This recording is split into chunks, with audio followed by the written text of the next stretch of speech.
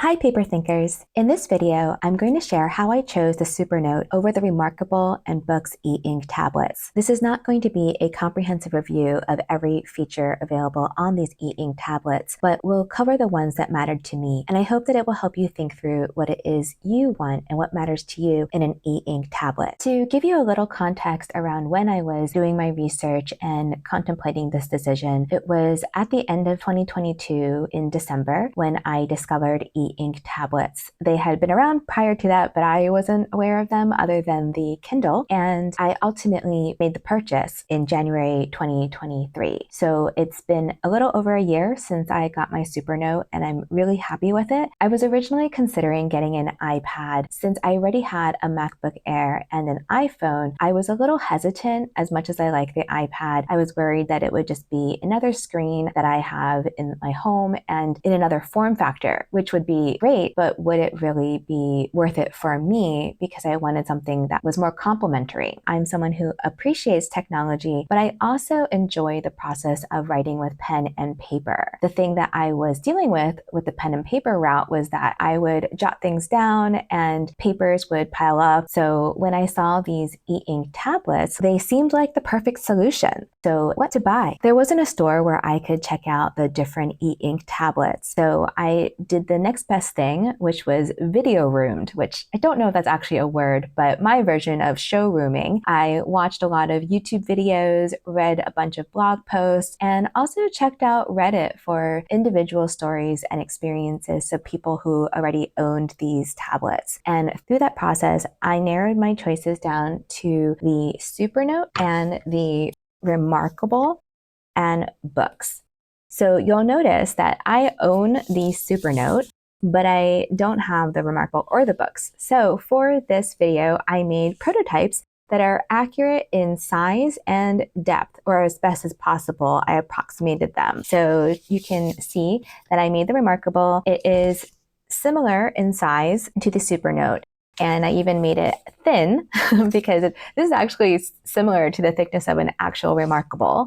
And then this is the Boox, which you'll see it's a bit on the wider side versus the Supernote and a little bit thicker. So these are the three different tablets that we are going to be talking about, and let's get started. So the first one is that I really wanted to reduce paper clutter. So for all of these e-ink tablets, it is possible to create an infinite number of notebooks, to jot your thoughts down very easily, and you can essentially create as many notebooks as you want until you hit the storage capacity, which will take quite a long time since these notebooks don't take up a lot of space within the tablet. The other thing is with the PDFs and other papers that I used to print out, I can actually just review them on the tablet. Now, for academics who tend to have specific preferences because they are reviewing generally hefty documents, the needs may be more nuanced in terms of how they want to review their many documents. So if you are an academic, I would definitely look into each of these tablets more deeply in terms of how they handle PDFs and those kinds of documents. But for the average person, I would say that all of these will help you reduce your paper clutter. So that would be a check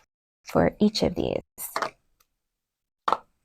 I also wanted a distraction-free device, and for me that meant one that could be used primarily offline. I do connect mine to Wi-Fi occasionally, but 95%, 98% of the time it is offline. So for the Supernote, you can use it completely offline. Not all of the features will work offline. So for example, you will not be able to check email if you don't connect it, and you will also not be able to use the handwriting to text conversion, although that one only requires you to connect to Wi-Fi at one time and then it will work in the future. So essentially, you can use this offline. For the reMarkable, out of the box, it is not possible to update the device offline, so you would need to connect to Wi-Fi. There is a hack available, so it is possible if you want to go that route. For Boox, you are able to fully update offline. Something to keep in mind, though, is that it's been likened to the iPad of e-ink tablets, and what that's referring to is that they support the Google Play Store. So you are able to access those apps. For me, that becomes less of a distraction-free device, but might be something that you are looking for. In terms of the interface, all of these look pretty clean.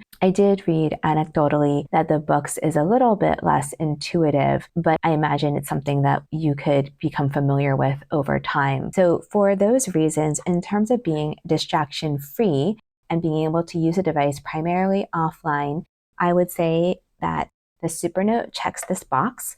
The reMarkable does not, because it is not possible to update it out of the box offline. And for Boox, due to its connection to the Google Play Store, I would say that it is not as distraction-free. Next is customization. The ability to have an infinite number of notebooks was really appealing. I knew that I would want to get the most out of that feature by being able to load custom templates. Supernote and the Boox allow for loading custom templates right out of the box. With the reMarkable, you'll either need to be comfortable with a bit of coding or installing a third-party software. So the Supernote and Boox get a check because they support the loading of templates out of the box, and reMarkable gets an X because you have to do a bit of work before you can load templates onto the device. Since these devices are pretty pricey and would be an investment for me, I wanted to make sure that the company cared about its customers and their user needs and had a track record of being responsive to them. I was happy to find out that the Supernote has a public roadmap. They're really transparent with their customers as to what they're working on, and they are open to suggestions from users on what could be improved. And they also allow users to upvote suggestions, so they have a great idea of what users really want, and they have demonstrated that they are listening. They have rolled out a lot of features that users have asked for, and in the time that I've owned my Supernote, they have released 7 firmware updates with features that have only continued to build up the value of the Supernote. And this is underscored by their philosophy, which states that they value existing users more than potential customers, that they want to work with users to design and improve their products, and they provide long-term software updates for old devices, even when they are launching new ones. They are not a fan of product obsolescence, and they also seek to provide the best customer service possible. In my research on the reMarkable, it doesn't seem like they are as responsive to user needs.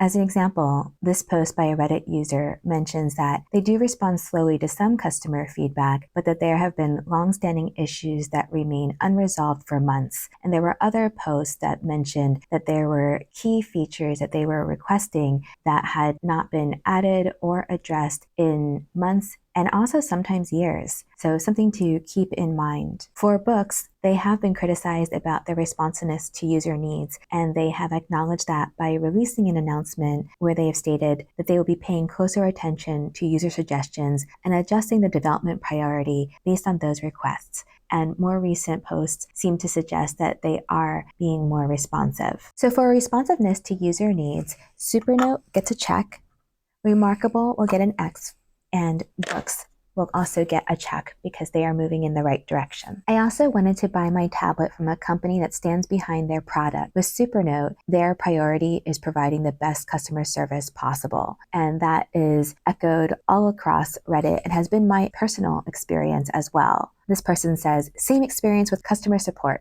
They are very good. Well done, Supernote." With the reMarkable, there have been positive reviews of their customer service. They've also had some poor reviews, and having poor reviews would not necessarily have affected my interest in their product except for the content of these reviews. They mention things like fragile power buttons that break and brick the device, and that reMarkable will not help you. Things like that that show me the company is not really standing behind their product made me hesitate purchasing one from them.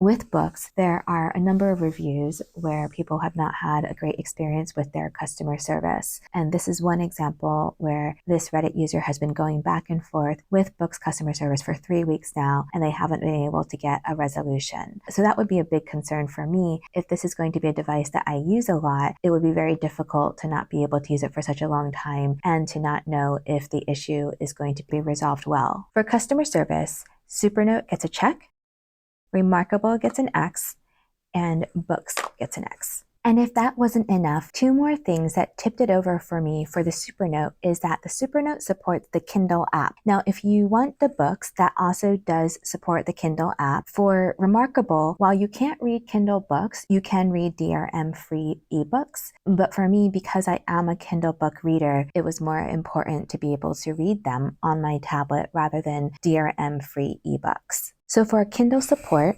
Supernote gets a check, reMarkable gets an X, and Boox has a check. The second is this film that the Supernote e-ink tablet has that is self-recovering and allows a ceramic nib pen to be used on it. The great thing about a ceramic nib is that the tip will not wear down, so you'll be able to use it indefinitely. Both the reMarkable and the Boox have nibs that will wear down over time and will need replacements. Full disclosure, I have experienced ghostwriting issues with the ceramic nib pen, but that has only been after a lot of use, and Supernote has always stood by their product and sent me a replacement very quickly. And for this feature, the Supernote gets a check, reMarkable an X, and Boox an X.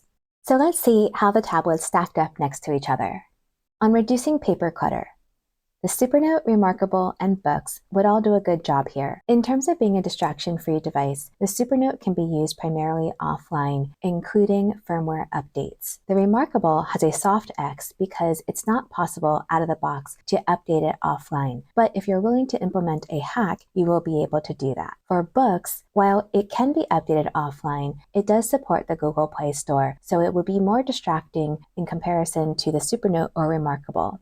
In terms of customization, the Supernote supports the loading of custom templates. The reMarkable out of the box does not support this, but if you're willing to do a bit of coding or installing a third-party app, you will be able to add custom templates. Boox supports the loading of custom templates.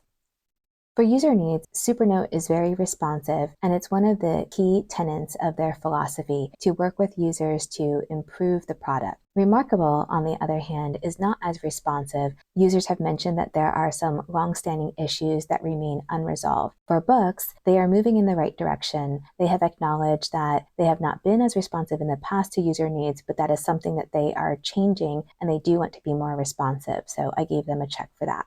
In terms of customer service, Supernote has a great reputation here. reMarkable has a mixed reputation. There are definitely reviews of positive customer service experiences, but there are also reviews of users mentioning issues with the product and not getting the help that they need from reMarkable. For Boox, there are a number of reviews that mention poor customer service, so it's something to be aware of with them.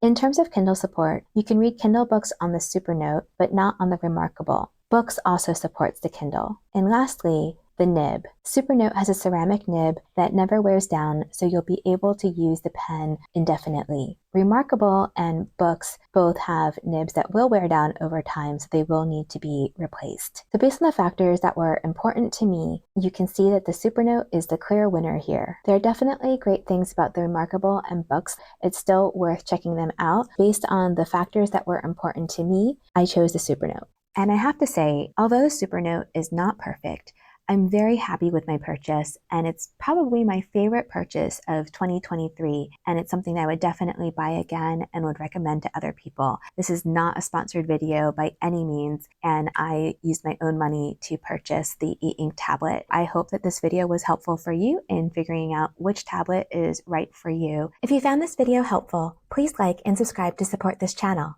If you have any questions, drop it in the comments and I'll do my best to answer you. I'd also love to hear which feature I covered is the most important to you. Thanks, and I'll see you next time.